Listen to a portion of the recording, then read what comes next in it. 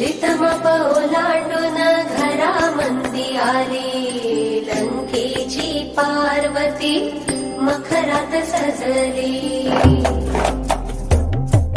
शालोतला मोर डोळ मिटून बसला, पोतेतला मणी हिरव्या चुड्याला हसला.